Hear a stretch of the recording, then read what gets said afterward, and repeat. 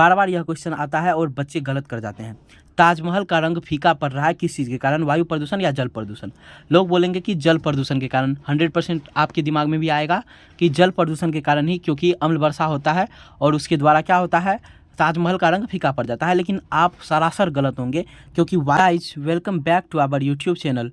तो आज हम लोग देखने वाले हैं आरआरबी, एनटीपीसी, एसएससी और भी अदर कॉम्पिटिटिव एग्ज़ाम्स के लिए वन लाइनर यानी कि ऑब्जेक्टिव्स। ठीक है, तो हर बार यह पूछा जाने वाला ऑब्जेक्टिव है, इसलिए मैंने बहुत ही मेहनत से वीवीआई क्वेश्चन सारे चुनकर लाया हूँ। चलिए तो स्टार्ट करते हैं। तो पहला क्वेश्चन है हमारा, जिस व्यक्ति को दूर की वस्तु नहीं दिखे, ठीक है, तो उसे कौन सा दृष्टि दोष माना जाएगा और उसे क्या कहा जाएगा? तो सबसे पहले उसे होता है निकट दृष्टि दोष। इसमें उल्टा होता है, जिसे दूर की वस्तु नहीं दिखाई देती है उसे होता है निकट दृष्टि दोष, जिसे हम लोग मायोपिया कहते हैं। क्या बोलते हैं? मायोपिया। और यही अगर निकट दृष्टि दोष नहीं होकर के दूर दृष्टि दोष हो तो उसे हाइपर मायोपिया कहते हैं। ठीक है, हाइपर मायोपिया। चलिए स्टार्ट करते हैं, आगे देखते हैं। दूर दृष्टि दोष को क्या बोलते हैं? हाइपर माइट्रोपिया। क्या बोलते हैं? हाइपर माइट्रोपिया। अगर किसी को दूर दृष्टि दोष हो तो उसको बोलेंगे हाइपर माइट्रोपिया है। उस दूर दृष्टि दोष को क्या कहा जाता है? हाइपर माइट्रोपिया। उत्तल दर्पण का प्रयोग किस चीज़ में किया जाता है? अगला है हमारा उत्तल दर्पण। देखिए, उत्तल दर्पण का प्रयोग सिर्फ 2 जगहों पर, ठीक, उत्तल दर्पण का प्रयोग सिर्फ 2 जगहों पर, एक साइड मिरर और दूसरा रोड लैंप। ठीक, जो सड़क पे लगा हुआ होता है वो लाल कलर का जो होता है उसे ही रोड लैंप कहा जाता है। बाकी सब जगह पर अवतल लेंस का ही प्रयोग, अवतल दर्पण का ही प्रयोग किया जाता है। ठीक है, सिर्फ उत्तल दर्पण का प्रयोग किया जाता है साइड मिरर और रोड लैंप में। बाकी हर जगह पर कौन सा दर्पण प्रयोग किया जाता है? अवतल दर्पण। ठीक, बोले तो बोल दे दाढ़ी बनाने वाले मिरर के रूप में या किसी भी मिरर के रूप में, सिर्फ साइड मिरर को छोड़कर। ठीक है, तो हर जगह किसी का प्रयोग होता है अवतल दर्पण का। चलिए, प्लास्टर ऑफ पेरिस, जिसको हम लोग पीओपी भी बोलते हैं, वह किस प्रकार प्राप्त किया जाता है? जिप्सम से प्राप्त किया जाता है। किस प्रकार से? जिप्सम को जब हम लोग 100 डिग्री सेल्सियस तापमान पर हीट करते हैं, गर्म करते हैं, तो प्लास्टर ऑफ पेरिस प्राप्त होता है। ठीक, जिप्सम का सूत्र होता है CaSO4 × 2H2O, और हमारा 100 डिग्री सेल्सियस के बाद यह क्या होता है? प्लास्टर ऑफ पेरिस बन जाता है, जिसका सूत्र होता है CaSO4 × 1/2H2O। चलिए आगे देखते हैं। जल के शुद्धिकरण के लिए उपयोग किसका उपयोग किया जाता है? ठीक है, एक तो हम लोग बोलेंगे जल के शुद्धिकरण में उपयोग किया जाता है फिटकरी का, जिसका सूत्र होता है Na2SO4 × Al2SO4 होल 3 × 24H2O। ठीक, थोड़ा सा बड़ा सूत्र है। ठीक, फिटकरी का या बोले तो क्लोरीन का भी उपयोग किया जाता है बहुत सारे जगहों पर जल को शुद्ध करने के लिए। ठीक है, जैसे कोई ट्रिप पर जाता है, कहीं पर घूमने जाता है, तो अगर पानी शुद्ध करना हो तो वहाँ पर हम लोग फिटकरी का प्रयोग कर सकते हैं, या फिर बोले तो क्लोरीन का भी उपयोग कर सकते हैं। सबसे अधिक मात्रा में प्रदूषण कौन सा गैस फैलाता है? ठीक, प्रदूषण के लिए सबसे अधिक मात्रा में जिम्मेवार है कार्बन डाइऑक्साइड, जिसको हम लोग CO2 बोलते हैं, कार्बन डाइऑक्साइड। चींटी के डंक का असर किस प्रकार खत्म किया जा सकता है? ठीक है, देखिए, केलेमाइन के द्वारा खत्म किया जाता है, जो कि बेकिंग सोडा के नाम से भी जाना जाता है, जिसे केलेमाइन कहा जाता है। केलेमाइन यानी कि बेकिंग सोडा के मदद से चींटी के डंक को खत्म किया जा सकता है, उसके दर्द को या बोले तो उसके असर को खत्म किया जा सकता है। अब देखिए, हीमोग्लोबिन के बारे में, मेलामाइन है। मेलामाइन आग से बचने के लिए, कपड़ा बनाने के लिए उपयोग किया जाता है, यानी अग्निशामक क्लॉथ। ठीक है, अग्निशामक कपड़ा बोले तो मेलेमाइन का बनाया जाता है, मेलामाइन। ठीक है, हीमोग्लोबिन किस चीज़ से संबंधित है? रक्त से, क्योंकि मानव के रक्त में कौन सा चीज़ पाया जाता है? लाल होने का लाल रक्त होने का क्या कारण है? तो हमारा हीमोग्लोबिन। चलिए आगे देखते हैं हम लोग।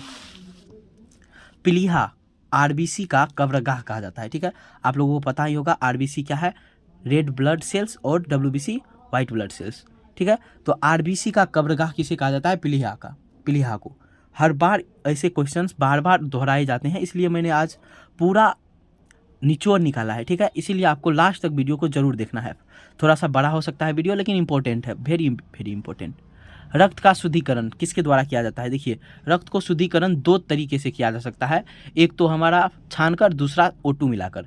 अगर बोले तो छानकर किया जाता है वृक्क के द्वारा, और O2 मिलाकर यानी ऑक्सीजन मिलाकर किया जाता है फेफड़े के द्वारा। ठीक है, अब देखिए, दर्द निवारण जो किया जाता है, दर्द निवारक गोली बोले तो एस्पिरिन को कहा जाता है। किसको कहा जाता है? एस्पिरिन को। दर्द निवारक एस्पिरिन को कहा जाता है। अब देखिए, पौधों में जो वृद्धि हार्मोन होता है, ठीक है, जो हमारे पौधे जिस हार्मोन के कारण वृद्धि करते हैं उसे क्या कहा जाता है, ऑक्सीन कहा जाता है। क्या कहा जाता है, ऑक्सीन, ठीक है। और प्रकाश संवेदी हार्मोन भी इसे ही कहा जाता है, क्योंकि प्रकाश संश्लेषण क्रिया में ही क्या होता है, पौधे वृद्धि करते हैं और प्रकाश संश्लेषण में भी यही उपयोग किया जाता है, जिसको हम लोग क्या बोलते हैं, ऑक्सीन, ठीक है। अब देखिए प्राकृतिक रूप से फल पकाने में, देखिए फल को दो तरीके से पकाया जा सकता है। आप लोगों ने भी देखा होगा फल को, जैसे केला ही पकाना हो तो दो तरीके से फल को पकाया जा सकता है, ठीक है। एक है हमारा प्राकृतिक रूप से और एक है कृत्रिम रूप से। प्राकृतिक रूप से फल किस प्रकार पकता है, तो एथिलीन के द्वारा है, ठीक है, इथिलीन, ठीक। और कृत्रिम रूप से एसिटिलीन, ठीक। तो चलिए आगे देखते हैं। प्रोटीन का विखंडन किस में होता है, पेप्सिन में, ठीक है। प्रोटीन का विखंडन, ठीक, प्रोटीन का विखंडन किस में, पेप्सिन में। और लार में हार्मोन कौन सा पाया जाता है, मनुष्य के लार में जो हार्मोन होता है उसे एमाइलेज कहा जाता है। क्या कहा जाता है, एमाइलेज। यह क्वेश्चन भी VVI है, बार बार पूछा जाने वाला है। अनुप्रस्थ तरंग नहीं है, ठीक है, यानी कि कौन सा अनुदैर्घ्य तरंग है। तरंग कितने प्रकार के होते हैं, तो दो प्रकार के, एक अनुप्रस्थ तरंग और दूसरा अनुदैर्घ्य तरंग, ठीक है। तो किसे कहा जाता है, तो ध्वनि तरंग को कहा जाता है क्या, अनुदैर्घ्य तरंग, यानी कि अनुप्रस्थ तरंग नहीं है, ठीक है। ध्वनि तरंग को क्या कहा जाता है, अनुदैर्घ्य तरंग, ठीक है। मनुष्य में अनैच्छिक क्रिया कौन नियंत्रित करता है, देखिए मनुष्य के शरीर में होने वाले अनैच्छिक क्रियाओं को कौन नियंत्रित करता है, ठीक है। देखिए तो मेडुला ऑब्लांगेटा जो होता है हमारे मनुष्य के ब्रेन में, दिमाग के पिछले वाले भाग में, तो वह जो है अनैच्छिक क्रियाओं को नियंत्रित करता है, जैसे श्वसन को हो गया, ठीक है। मतलब ऐसा क्रिया जिसकी इच्छा न हो फिर भी हो जाए, जैसे हम लोग चाहेंगे लगातार बहुत देर तक सांस लेना बंद कर दें तो क्या होगा, सांस फिर भी हम लोग ले पाएंगे, मतलब अचानक से हो जाता है, ठीक है। तो वही होता है मेडुला, इसका संस्थापक होता है, इसको मेंटेन करके रखता है। अब देखिए हाइपोथैलेमस शरीर का तापमान नियंत्रण करने वाला अंग, मतलब एक तरह से बोल सकते हैं अंग है, ठीक है। हाइपोथैलेमस शरीर का क्या करता है, तापमान नियंत्रित करता है। पाचन क्रिया का क्रम किस प्रकार होता है, अगर बोले तो पहला क्वेश्चन, पाचन शुरू कहाँ से होता है, तो मनुष्य के मुख गुहा से पाचन शुरू होता है, ठीक है। और संपूर्ण पाचन के लिए उत्तरदायी है छोटी आंत, ठीक। और जल का, भोजन से जल का अवशोषण कहाँ होता है, तो बड़ी आंत में, कहाँ, बड़ी आंत में। और उसके बाद मलबा के द्वारा यह बाहर चले जाता है। देखिए पाचन क्रिया का क्रम है, सबसे पहले मुख में जाता है, फिर ग्रासिका मतलब हमारे गर्दन के पास, उसके बाद अमाशय में जाता है, फिर छोटी आंत, फिर बड़ी आंत और उसके बाद बाहर, ठीक। तो पाचन का सही क्रम क्या है, यह भी बार बार पूछा जाता है। पाचन का क्रम 2018 में भी रेलवे में पूछा गया था, पाचन का क्रम क्या है, ठीक है। मुख दे देगा, उसके बाद अमाशय दे देगा, ग्रासिका देगा, उल्टा पुल्टा कर देता है, बस इसी को आपको सही क्रम में सजाना है। तो बोले तो पहले मुख, उसके बाद ग्रासिका, उसके बाद अमाशय, उसके बाद छोटी आंत, उसके बाद बड़ी आंत। पाचन शुरू कहाँ से होता है, तो मुख गुहा से। संपूर्ण पाचन कहाँ होता है, छोटी आंत में। अमाशय में कौन सा अम्ल होता है, यह भी बार बार दोहराया जाने वाला क्वेश्चन है और नॉर्मली कोई भी पूछ सकता है कि अमाशय में कौन सा अम्ल पाया जाता है। तो अमाशय में होता है हाइड्रोक्लोरिक अम्ल, जिसे हम लोग HCl कहते हैं, ठीक, जो कि भोजन पाचन में सहायक होता है। भोजन के पानी का अवशोषण किस में होता है, बड़ी आंत में, जैसा मैंने पहले भी बता दिया है। मछलियों में कितना प्रकोष्ठ होता है, मछलियों में चेम्बर जिसको बोलते हैं, तो मछलियों में सिर्फ 2 प्रकोष्ठ होता है। कितना होता है, 2 प्रकोष्ठ होता है। उष्ण रक्त वाले जीव, ठीक है, यानी कि अगर लोगों को कहा जाता है कि अगर तुम लोग कबूतर खाओगे, मुर्गा खाओगे, मछली खाओगे, ऐसा तो तुम्हारे खून में गर्मी आएगा, ठीक है। यानी उष्ण रक्त वाले जीव किसको कहा जाता है, पक्षियों को, यानी कि कबूतर को। तंत्रिका तंत्र के न्यूनतम इकाई को न्यूरॉन कहा जाता है। आप लोग जानते ही होंगे तंत्रिका तंत्र के न्यूनतम इकाई को क्या कहा जाता है, न्यूरॉन, ठीक है। अगर आप जानते हैं तो इसका रिवीजन कर लीजिएगा, बहुत ही इंपॉर्टेंट है यह भी, ठीक है। होमोडेंट दांत किस में पाया जाता है, होमोडेंट का मतलब बोले तो एक समान दांत, ठीक है। जैसे मनुष्य का दांत देखे तो एक बड़ा एक छोटा, या हाथी का देखे, किसी भी जानवर का दांत देखे तो एक समान नहीं होता है, सिर्फ मछली को छोड़कर। और होमोडेंट दांत किसको कहा जाता है, मछलियों में जो दांत पाया जाता है, यानी सारा दांत एक समान होना। अब मिरियोटिक अम्ल यानी HCl, मिरियोटिक अम्ल किसको कहा जाता है, हाइड्रोक्लोरिक अम्ल, यानी कि HCl को ही कहा जाता है मिरियोटिक अम्ल, ठीक है। अम्लों का राजा किसे कहा जाता है, आप लोगों को पता होगा, जंगल का राजा शेर, अम्ल का राजा सल्फ्यूरिक अम्ल, ठीक है। अब देखिए कार्बोनिक अम्ल का क्या काम है, कार्बोनिक अम्ल का हमारे यह पाचन में ही सहायक होता है, ठीक है। और कार्बोनिक अम्ल का सूत्र बोले तो H2CO3 होता है। कार्बोनिक अम्ल का सूत्र क्या होता है, H2CO3। चलिए अगला देखते हैं, आगे देखते हैं। निषेचन कहाँ होता है, निषेचन कहाँ से शुरू होता है, तो बोले तो फेलोपियन ट्यूब में। कहाँ पे शुरू होता है निषेचन, फेलोपियन ट्यूब में। यह है बायोलॉजी से क्वेश्चन। उत्तक समान होता है लेकिन अंग असमान होता है। अगर पूछे कि समान क्या होता है, उत्तक या अंग, अंगतंत्र, कोई भी ऑप्शन रहे तो समान होता है हमेशा बोलेंगे उत्तक, और असमान हमारा अंग होता है। संधारित्र का क्या काम है? ठीक, यह क्वेश्चन है हमारे फिजिक्स से।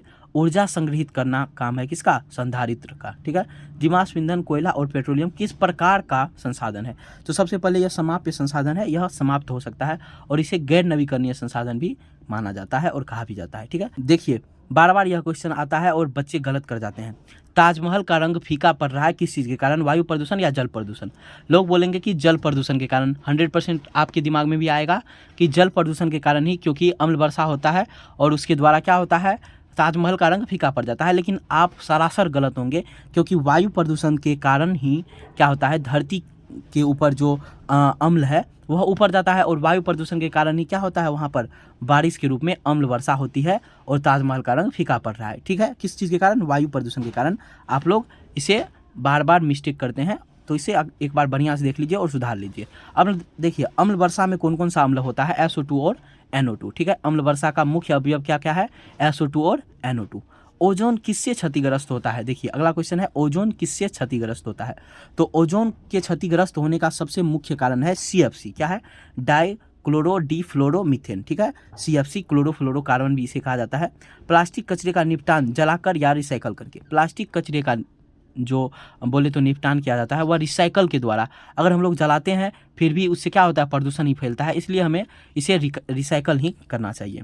भोपाल गैस त्रासदी, लास्ट क्वेश्चन है हमारा, भोपाल गैस त्रासदी, जो कि आप लोगों को पता होगा कि मिथाइल आइसोसाइनाइड का विस्फोट हुआ था, और यह जो है 3 दिसंबर 1984 को हुआ था, जिसका सूत्र होता है CH3CN। ठीक, मिथाइल आइसोसाइनाइड का। Thank you so much for watching. अगर आपको इसी तरह की वीडियो पसंद है और आप भी चाहते हैं कि इस बार किसी भी वैकेंसी को निकालना या फिर अच्छे अंक प्राप्त करना चाहते हैं, तो आप हमारे चैनल से ज़रूर जुड़ जाइएगा। और thank you so much for watching. Bye bye, take care, subscribe.